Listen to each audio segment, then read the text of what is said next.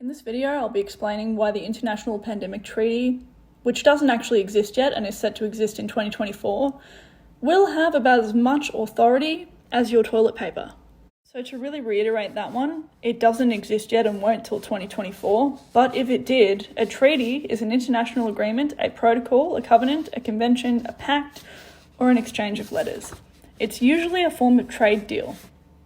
So a treaty in and of itself has no bearing in our legal system. So as it stands on its own, it's the equivalent of a handshake between two or more parties. For Australia to even consider incorporating a treaty into law, it needs to be ratified. And what that means is that they sign on to say, we are bound by the contents of this treaty. So literally it's the country saying, I set an intention to uphold the contents of this agreement. I've noticed a trend where people are pretending there's no distinction between domestic and constitutional law and freaking out as though it is so simple to override constitutional law. It's not. So for a treaty to become part of domestic law, it has to go through both houses of parliament. But that in and of itself means that it is no different to our usual legislative process. They would look at elements of the treaty they want to incorporate, put it into legislation, present it before the lower and the upper house, and it has to pass with majority to become part of domestic law. And even then, state and federal law are completely different, so it has to jump through a whole bunch of hoops. For example, if they did it in New South Wales, it then needs to go through a whole separate process in, say, Western Australia to become a thing in a synchronised way. This process takes months, and also, again, they haven't written it. I also want to take us back a bit and remind everyone of that one time Australia had a bit of a habit of ignoring World Health Organization recommendations, like mandates not being a good thing, and lockdowns not being a good thing either. There's a distinction between state and federal law, which separates us from being bound by these things again. And then on top of that, and the biggest kicker of all, is our constitution is what gives Parliament their power in the first place. And none of these laws can invalidate the constitution.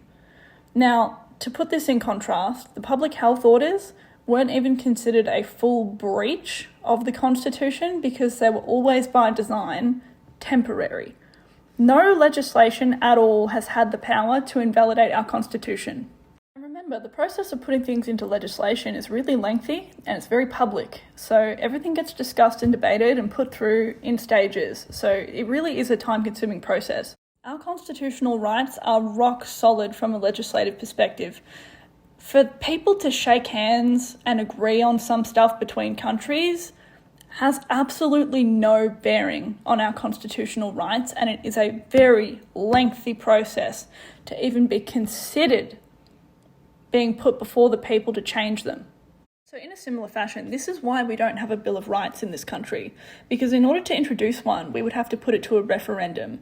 And to get things through a referendum successfully, you need the double majority. So you need the majority of votes overall, and then you also need the majority of states and territories willing to agree to that as well. So it is just an extraordinarily difficult process trying to change our constitution. For example, right, we team up and we've got Victoria and New South Wales, and every single person in Victoria and New South Wales agrees with something, and somehow out of everyone voting we actually have a majority of the numbers in favour of that.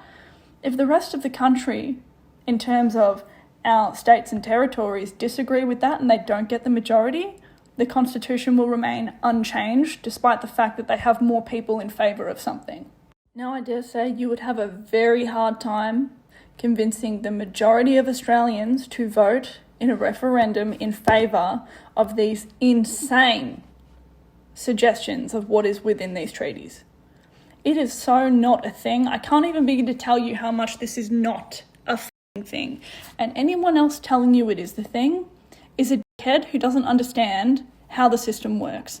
Now, I'm not saying that the government can't do shady things. They clearly can, and they've done so under temporary public health order legislation that already exists. They cannot just waltz in and change our constitution. They also can't just go bang and give an international authority dictatorial powers over this country It's not how this works, and this is what makes me really, really angry with people, guys. You've got to actually cross-check things before you believe somebody who's hyped up on the internet. The fact that this treaty isn't even set to exist until 2024 should be the biggest red flag that whoever's telling you to be scared of this has no idea what they're talking about. All right?